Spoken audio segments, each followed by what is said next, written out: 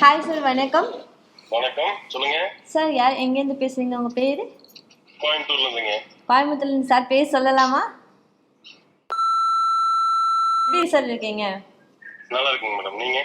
நான் சூப்பரா இருக்கேன் சார். கல்யாணம் ஆயிடுச்சுங்களா? ஆயிடுச்சுங்க. எத்தனை வருஷம் சார் ஆச்சு? 7 இயர்ஸ்ங்க. சாருக்கு என்ன வயசு ஆகுது? 35ங்க. குழந்தைங்க சார்? 2 குழந்தைங்க இருக்காங்க. 2 குழந்தைங்க இருக்காங்க. என்ன பிரச்சனைங்க சார் உங்களுக்கு? எனக்கு ஒன்றும் பிரச்சனை இல்லைங்க, நல்லா தான் இருக்கு. அப்புறம் லைஃப் நேரத்துல கொஞ்சம் சீக்கிரமா வந்துருதுங்க, அதுக்காக தான் கொடுப்பேங்க. ஓ, அப்படிங்களா சார்? ஆமாங்க. ட்ரிங்கிங், ஸ்மோக் இந்த மாதிரி ஏதாவது பழக்கம் சார்? ட்ரிங்கிங் மட்டும் எப்பாச்சும் ஒரு நாளைக்கு பண்ணுவாங்க. எப்பயாச்சும் ஒரு நாளைக்கு. என்ன வேலைங்க சார் பாக்குறீங்க? நான் வந்து கம்பெனிக்கு ஒர்க் போயிட்டு இருக்கேங்க. கம்பெனிக்கு ஒர்க்? ஆமாங்க. Okay sir, super sir. சரி சார், ஆக்சுவலி உங்களுக்கான பிரச்சனைக்கு வந்து தீர்வு சொல்றதுக்காக நம்மளுடைய டாக்டர் சார் ரெடியா இருக்காங்க. பேசிடலாமா டாக்டர் சார் கிட்ட? பேசிடலாங்க. சார் வணக்கம். வணக்கம் சார், சொல்லுங்க சார். வணக்கம், கோயம்புத்தூர்லேருந்து பேசுகிறீங்க? ஆமாங்க சார். சரிங்க சார், 2 பிள்ளைகள் இருக்காங்க. ஆமாங்க சார். சூப்பர், அருமை, மகிழ்ச்சி. இந்த காலகட்டத்தில் நிறைய பேர் குழந்தை பிறக்க மாட்டேங்குது. சரிங்க. நீங்கள் 2 குழந்தையோட இருக்கீங்க, வாழ்த்துக்கள். நன்றிங்க சார். சரி, சீக்கிரமாக வந்துடுது, இதுதான் பிரச்சனை. ஆமாம் சார். ஆமாங்க சார். ஆமாங்க. இப்போ டியூட்டிக்கு போகிறோன்னு சொன்னீங்க இல்லையா? ஆமாங்க. அங்கே ஏதாவது நைட் ஷிஃப்ட்டு, பகல் ஷிஃப்ட், அது மாதிரி அதிகமாக டென்ஷனான ஒர்க்கு, அதிக ஸ்ட்ரெஸ்ஸு, டென்ஷன்? பகல் டியூட்டி தானுங்க. சுகர் 9:30 ஈவினிங் 7:30 டியூட்டி முடிஞ்சிருங்க. சரி, சுகர் பிபி எதாவது இருக்கா? இல்லைங்க, அதெல்லாம் இது இல்லைங்க. சரி சார், கல்யாணம் ஆகிறதுக்கு முன்னே கைப்பழக்கம் பண்ணியிருக்கீங்களா? இல்லைங்க சார், அப்படியெல்லாம் பெருசா இல்லைங்க. சின்னதாக இருந்ததா? ஆமாங்க. சரி, கொஞ்சம் பண்ணியிருப்பீங்க. ஆமாங்க. சரி, இது ஏன்னா இந்த சீக்கிரம் வருதுன்ற பிரச்சனை சரிங்க. 60% ஆம்பளைங்களுக்கு இப்போ பிரச்சனை ஆகிப்போச்சு. சரிங்க. பெண்களுக்கு வந்து முழுமையாக உச்சக்கட்டம் அடையும் போது அவங்களுக்கு ஒரு சந்தோஷம். சரிங்க. ஆண்களுக்கு வந்து அதே உச்சக்கட்டம் அடையும் போது அவங்களுக்கு ஒரு சந்தோஷம். சரிங்க. ஆனால் அந்த இமிடியட்லி அவுட் ஆகுது பாருங்க, சடன் 1 நிமிஷத்தில், அரை நிமிஷத்தில் வச்ச உடனே லீக் ஆகுது பாருங்க. ஆமாங்க. அது ரொம்ப மன அழுத்தத்தை உண்டாக்கிடும் ஆண்களுக்கு. சரிங்க. அதை விட பெண்களுக்கு டபுள் மன அழுத்தத்தை உண்டாக்கிடும். சரிங்க. நான் வந்தார், ஒரு 10 நிமிஷமாவது பண்ணுவாருன்னு பார்த்தோம், உடனே ஏஞ்சி போயிட்டாரு. அவங்களுக்கும் பெண்களுக்கும் மன அழுத்தம் வரும். சரிங்க. இதுக்கு 3 காரணம் உண்டு. சரிங்க. 1 சர்க்கரை வியாதி, சரிங்க. அது உங்களுக்கு இல்லை. ஆமாங்க. 2வது மன அழுத்தம், அதிகமாக ஸ்ட்ரெஸ்ஸு, ஹார்ட் ஒர்க்கு சரிங்க. இருக்கா? இல்லைங்க, அது இல்லைங்க. அது இல்லை. ஆமாங்க. கண்டிப்பாக உங்களுக்கு பாடி ஹீட்டாக இருக்கலாம். சரிங்க. பாடி ஹீட்டா? அது தெரியலைங்க சார், அதை செக் பண்ணவே இல்லை. ஏன்னா பாடி ஹீட் ஆனால் கெட்டியாக வர விந்து தண்ணி மாதிரி நீத்து போயிடும்.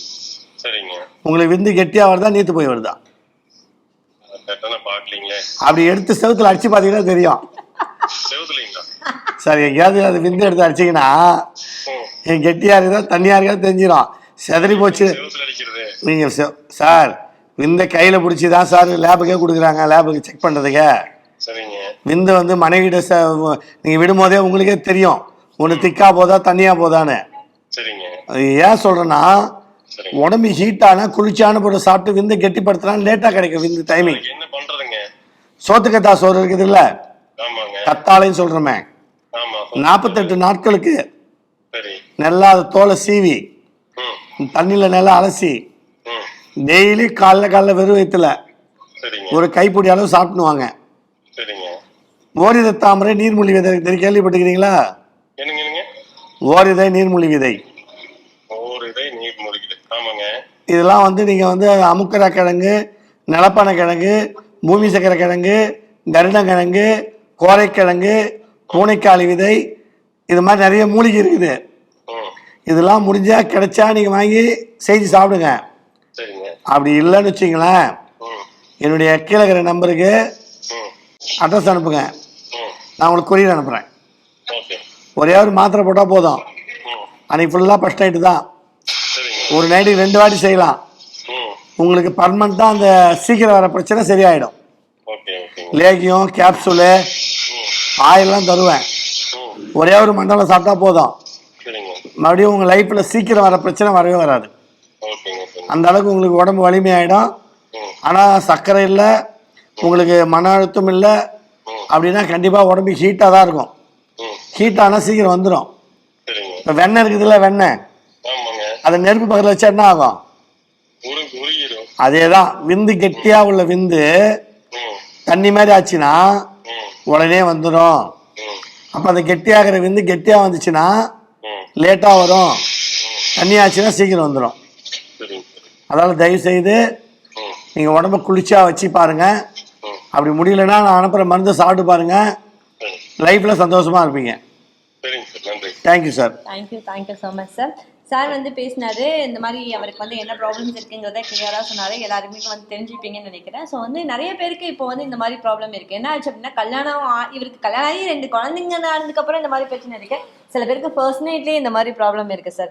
இதற்கான சரியான சொல்யூஷன் என்ன? யார்கிட்ட போய் கேட்கறது, எப்படி பேசுறது? அம்மா கிட்ட போய் கேட்க முடியாது, அப்பா கிட்ட போய் சொல்ல முடியாது, ஃப்ரெண்ட்ஸ் கிட்ட ஷேர் பண்ணுறதுக்கும் கொஞ்சம் வெக்கமாக இருக்கும் இல்லையா? ஸோ இந்த மாதிரி உள்ள பிரச்சனைக்கெல்லாம் தீர்வு சொல்கிறதுக்கு எங்களோட மருத்துவர் பழனி ஐயா ரெடியாக இருக்காங்க. ஸோ நீங்கள் என்ன பண்ணணும் அப்படின்னா, ஒரே ஒரு கால் மட்டும் பண்ணால் போதும். 7208 72006 இந்த நம்பருக்கு கால் பண்ணுங்கள். உங்களுக்கான பிரச்சனைக்கு நாங்கள் வந்து உங்களால் நேரில் வர முடியலன்னா கூட உங்களுக்கு என்ன ப்ராப்ளம் கேட்டு கண்டிப்பாக அதுக்கான சொல்யூஷனை நாங்கள் கொடுக்கறதுக்கு ரெடியாக இருக்கோம்.